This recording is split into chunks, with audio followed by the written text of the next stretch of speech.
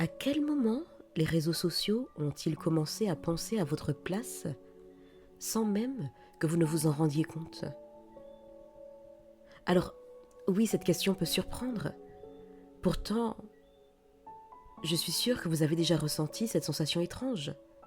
Ouvrir une application, juste 2 minutes, et vous réveiller 40 minutes plus tard, un peu vaseuse, un peu coupé de vous-même, comme si votre esprit avait été débranché et rebranché trop brusquement.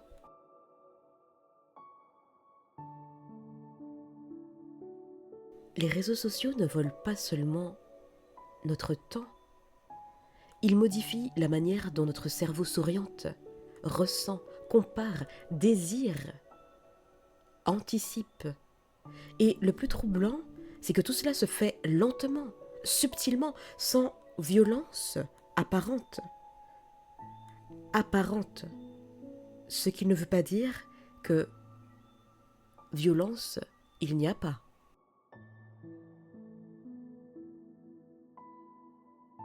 Les quelques pauses que j'ai prises des réseaux sociaux, oscillant entre une semaine et plusieurs mois, m'ont permis de prendre un recul certain et de faire des constats que j'aimerais partager avec vous, non pas dans le but de vous culpabiliser, mais pour vous rendre à nouveau acteur de votre vie intérieure, dans la mesure du possible, hein. Alors, première réalité, c'est que les réseaux sociaux ne montrent pas le monde tel qu'il est. Ils montrent le monde à travers un filtre, à travers des filtres. Un filtre algorithmique pensé pour attirer votre attention et non pas pour vous nourrir, ni pour vous apaiser, ni pour vous élever. Chaque like, chaque vidéo recommandée, chaque contenu qui vous est proposé fait partie d'un mécanisme bien précis, dont l'objectif est de vous garder sur les dites applications le plus longtemps possible. C'est comme si vous étiez dans un supermarché et que chaque rayon se réorganisait selon vos impulsions du moment et de manière la plus rapide possible. Si vous regardez du chocolat une seconde de trop, tous les rayons se couvrent soudain de chocolat. Et c'est exactement ce que fait l'algorithme. Et alors vous finissez par croire que ce supermarché, c'est le monde, alors qu'il ne ressemble qu'à un miroir déformant de vos moments d'inattention. Deuxième réalité, les réseaux sociaux déforment votre perception de vous-même. Vous ne vous comparez pas à des êtres humains, mais à des extraits bien sélectionnés, retouchés, optimisés. Vous voyez des corps idéaux, des vies parfaites, des couples brillants, des appartements lumineux, propres, parfaits. Et vous oubliez que ce n'est qu'une vitrine, cher ami. Et parfois, votre cerveau murmure « Mais pourquoi moi, je n'y arrive pas ?» Et ça, ce n'est pas votre voix, c'est un écho du contenu que vous consommez en silence. Une des personnes avec qui j'ai eu l'occasion de travailler m'a dit « Quand je suis sur Instagram, je me sens comme une version moins réussie de ce que je devrais être. » Mais souvent, vous vous sentez comme une personne qui se compare à une illusion. Comme toute personne qui se comparerait à une illusion de perfection, une illusion à la façade parfaite. Quand vous regardez un film de science-fiction, vous ne vous sentez pas inférieur au personnage. Pourquoi ? Parce que vous savez que c'est une fiction. Et les réseaux, c'est pareil. La différence, c'est que votre cerveau a tendance à l'oublier. Troisième réalité, la stimulation constante fatigue votre système émotionnel. Les vidéos se succèdent, les émotions s'enchaînent, rire, colère, tendresse, indignation. excitation, frustration. Votre système nerveux n'est pas fait pour encaisser 40 émotions en 5 minutes. Enfin, je dis votre, mais c'est notre. C'est comme une télécommande qui change de chaîne toutes les 2 secondes. Même si les images sont belles, votre cerveau ne peut pas se stabiliser. Et quand il ne peut pas se stabiliser, il fait quoi? Eh bien, il se fatigue. Et quand il se fatigue, il devient plus anxieux, plus distrait, plus fragile. Vous pensez manquer de volonté, mais en réalité, vous manquez de pauses internes. Et les réseaux sociaux vous volent ces pauses. Quatrième réalité, en tout cas ce qui selon moi peut être une réalité, est une réalité, c'est que vous n'êtes pas accro au téléphone en lui-même, mais aux micro-récompenses. Les micro-shots de dopamine. Vous voyez ces petites poussées de plaisir instantané là?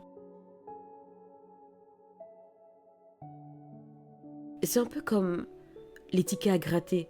C'est comme si chaque scroll donnait une chance de tomber sur quelque chose d'intéressant. Et cher ami, vous n'êtes pas faible, vous êtes pris dans un mécanisme neurologique normal, prévisible et surtout exploité commercialement. Voici donc quelques astuces simples qui, dans une certaine mesure, pourront vous aider à y pallier. La première, c'est la règle des 70 secondes. Avant d'ouvrir un réseau social, imposez-vous 70 secondes de pause. Respirez et demandez-vous « Qu'est-ce que je viens chercher là ?» Si votre réponse n'est pas claire, n'ouvrez pas. Et pourquoi 70 secondes? Parce que ça permet au cerveau de sortir du mode impulsion. Vous voyez? Deuxième technique, la technique du regard conscient. Chaque fois que vous scrollez, posez-vous régulièrement cette question. Est-ce que ce contenu me nourrit ou me détourne de moi-même, de ce à quoi j'aspire? Et le simple fait de se poser la question va créer un frein interne. Et là, ce frein vous ramènera dans le présent. Troisième astuce, la détox douce. Alors, il ne s'agit pas là de supprimer toutes vos applications, mais d'en faire une expérience.